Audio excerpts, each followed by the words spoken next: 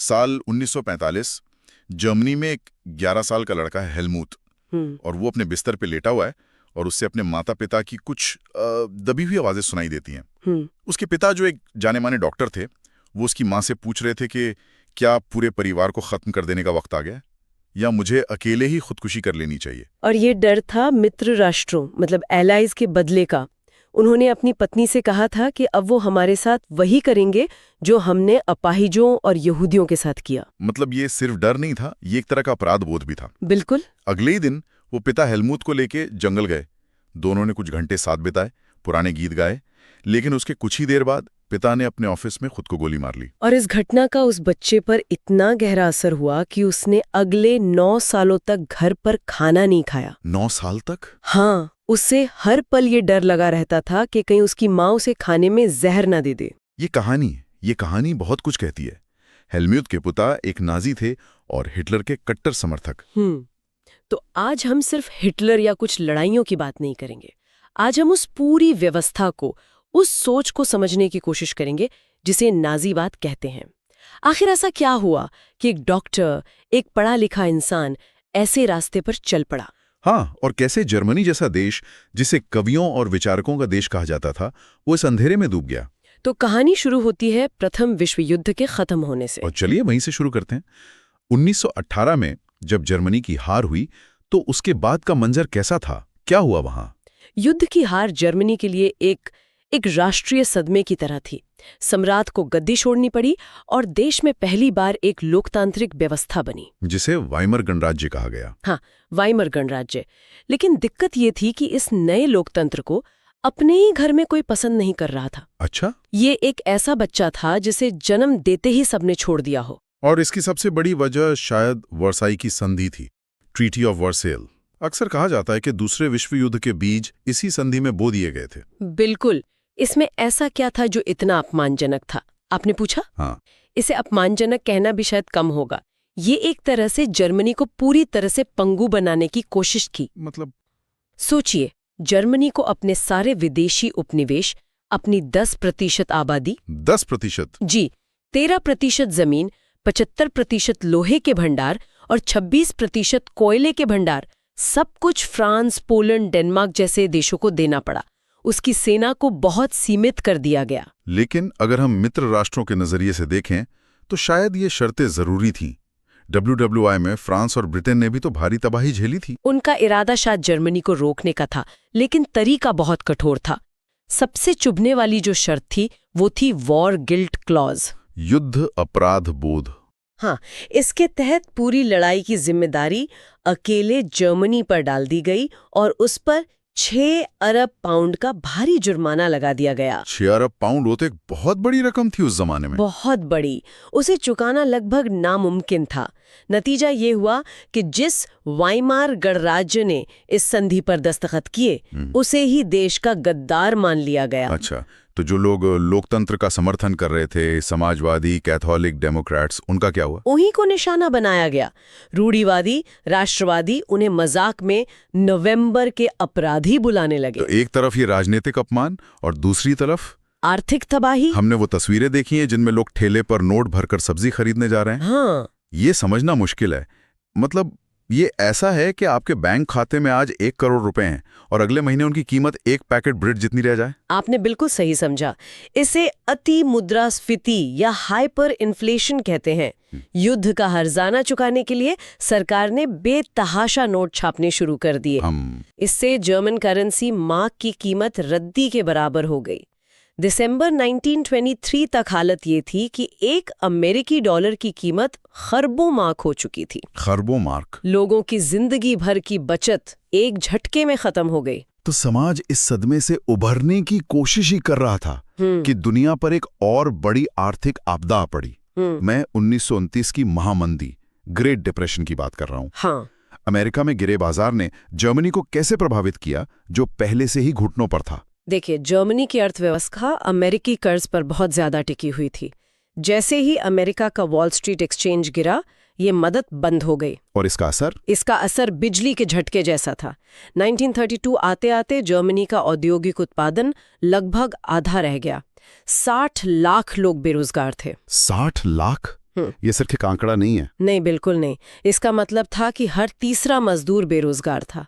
सड़कों पर पढ़े लिखे लोग तख्तियां लटकाए घूमते थे जिन पर लिखा होता था कोई भी काम करने को तैयार। और इसका सबसे गहरा असर शायद मध्यम वर्ग पे पड़ा होगा। बिल्कुल। ये सिर्फ आर्थिक नहीं बल्कि एक मनोवैज्ञानिक तबाही थी।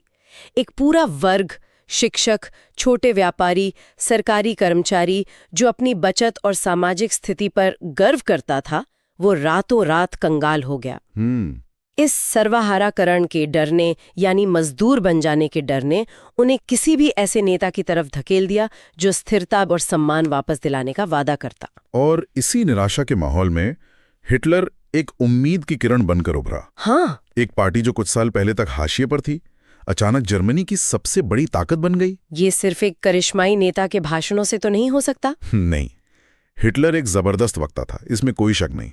वो लोगों के डर, उनकी हताशा और उनके गुस्से को समझता था और उसे शब्दों में ढाल देता था। उसने बड़े बड़े वादे किए, जैसे एक मजबूत राष्ट्र, वर्साय के अपमान का बदला, हाँ, नौजवानों के लिए रोजगार। लेकिन नाजीवाद की सफलता सिर्फ भाषणों में नहीं थी, वो थी उसके तमाशे में। तमाशे से आपका क्या मतलब है?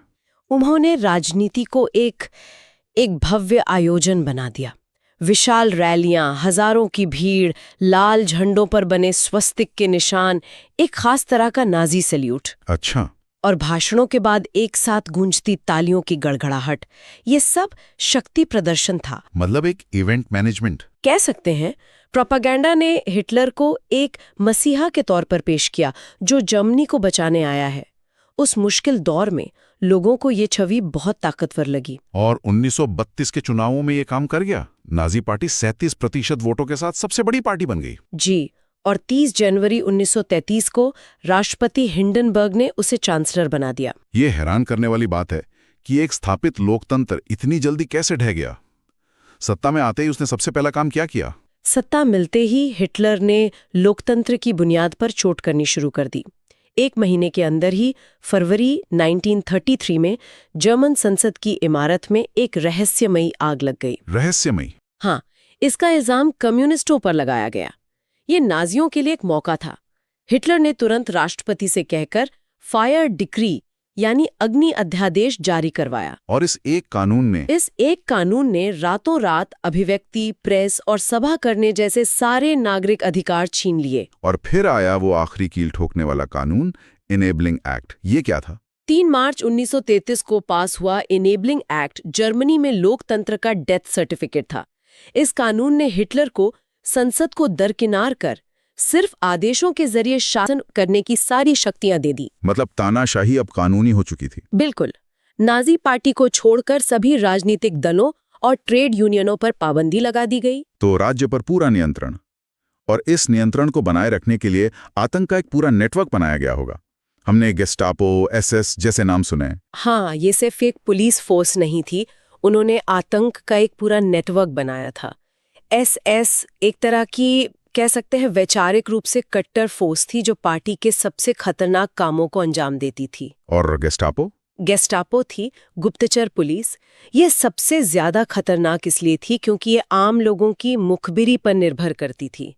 इसने समाज में एक ऐसा डर पैदा कर दिया जहां कोई अपने पड़ोसी पर भी भरोसा नहीं कर सकता था। बाप रे। इन सब को किसी को भी बिना मुकदमे के यातना शिविरों, कंसंट्रेशन कैंप्स में डालने की खुली छूट थी। चलिए अब इस पूरी नफरत और क्रूरता के पीछे की सोच को समझते हैं। ये नाजी विचारधारा आखिर थी क्या? असल में ये पूरे की पूरी हिटलर की दुनिया देखने का नजरिया था। उनका मानना था कि सब इंसान बराबर नहीं है, बल्कि नस्लों में एक तरह की ऊंच नीच है। एक रेशल हायरार्की। जी, इस पिरामिड में सबसे ऊपर थे सुनहरे बालों और नीली आंखों वाले नॉर्डिक जर्मन आर्या, और सबसे नीचे, बल्कि इंसानियत के दायरे से ही बाहर, थे यहूदी। यहूदियों को आर्यों का सबसे बड़ा दुश्मन माना गया। हाँ, एक ऐसी नस्ल जो बाकी सबको भ्रष्ट और कमजोर कर देती है। हाँ, और इस सोच को सही ठहराने के लिए उन्होंने क्या तर्क दिए? उन्होंने चार्ल्स डार्विन और हर्बर्ट स्पेंसर के वैज्ञानिक सिद्धांतों को बहुत विकृत तरीके से इस्तेमाल किया। उन्होंने सर्वाइवल ऑफ द फिटेस्ट का सिद्धांत नस्लों पर लागू कर दिया। मतलब योग्यतम की उत्तरजीविता। हाँ, उनका तर्क था कि सबसे मजबूत नस्ल को ही जीने का हक है और कमजोर नस्लों का खत्म हो जाना प्रकृति का नियम है। और दूसरी बड़ी सोच थी लेबेंसरॉम की। इसका क्या मतलब था? लेबेंसरॉम का मतलब है जीवन परिधि या रहने की जगह। हिटलर का मानना था कि जर्मन नस्ल को फलने फूलने के लिए और ज्यादा जमीन की जरूरत है। और ये जमीन पूर्वी यूरोप के देशों पर कब्जा करके ही मिल सकती थी। बिल्कुल। इन दो विचारों, नस्लीय श्रेष्ठता और विस्तारवाद, ने ही नाजी जर्मनी की पूरी विदेश और घरेलू नीति को आकार दिया। और इसी विचारधारा के तहत उन लोगों का सफाया शुरू हुआ जिन्हें अवांछित माना गया। हाँ, और इसमें सिर्फ यहूदी नहीं थे। सत्ता में आते ही उन्होंने शुद्ध जर्मनों का समाज बनाने के नाम पर हर उस इंसान को निशाना बनाया जो उनके सांचे में फिट नहीं होता था। जिप्सी, अश्वेत, और यहाँ तक कि वो जर्मन भी जो मानसिक या शारीरिक रूप से अयोग्य समझे जाते थे। जी। यूथेनेशिया प्रोग्राम के तहत हजारों ऐसे जर्मन नागरिकों को, जिनमें बच्चे भी शामिल थे, मार दिया गया क्योंकि नाजियों के मुताबिक वो जीने के लायक नहीं थे। यहूदियों के साथ जो हुआ उसे इतिहास हॉलोकॉस्ट के नाम से जानता है। ये कोई अचानक हुई घटना नहीं थी, बल्कि एक सोची समझी चरणबद्ध प्रक्रिया थी। हाँ, इसे 3 चरणों में समझा जा सकता है। पहला चरण था बहिष्कार, एक्सक्लूजन। ये 1933 से 1939 तक चला। इसमें क्या हुआ? 1935 में नूर्नबर्ग नागरिकता कानून लाए गए। इनके तहत यहूदियों से उनकी जर्मन नागरिकता छीन ली गई। जर्मनों से उनकी शादी पर पाबंदी लगा दी गई। उनके व्यापार का बहिष्कार हुआ। उनकी नौकरियां चली गईं। मतलब उन्हें समाज से पूरी तरह अलग थलग कर देना। बिल्कुल। और इसके बाद दूसरा चरण आया, घेटोकरण, गेटवाइजेशन। उन्हें एक तरह से कैद कर दिया गया। हाँ, यहूदियों को उनके घरों से निकालकर शहरों के कुछ खास हिस्सों में, जिन्हें घेटो कहा जाता था, रहने पर मजबूर किया गया। ये बेहद तंग और गंदी बस्तियां थीं, जहां भुखमरी, गंदगी और बीमारियों का राज था। और फिर आया सबसे भयानक तीसरा और आखिरी चरण। तीसरा चरण था संहार, अनाहिलेशन।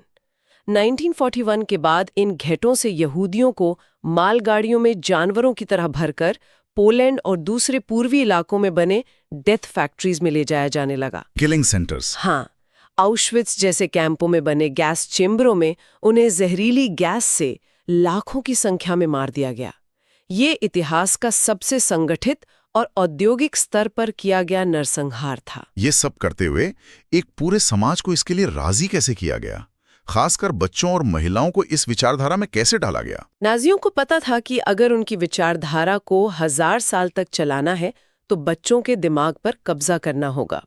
स्कूलों को साफ किया गया, यहूदी शिक्षकों और बच्चों को निकाल दिया गया। किताबों को दोबारा लिखा गया। हाँ, नस्लीय विज्ञान जैसा विषय पढ़ाया जाने लगा, जिसमें बच्चों को यहूदियों की खोपड़ी नापकर ये सिखाया जाता था कि वो हीन क्यों हैं।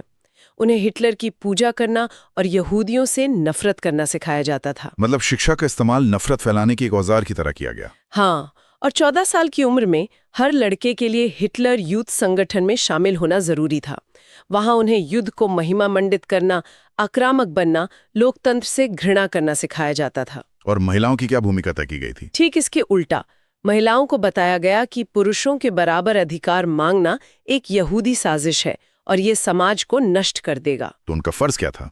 उनका फर्ज था घर संभालना और शुद्ध रक्त वाले आर्य बच्चों को जन्म देना। जो महिलाएं ज्यादा नस्लीय रूप से वांछनीय बच्चे पैदा करती थीं, उन्हें ऑनर क्रॉस से सम्मानित किया जाता था। उन्हें दुकानों में छूट मिलती थी। और अगर कोई महिला इस नियम को तोड़ती थी? सजा बहुत क्रूर थी।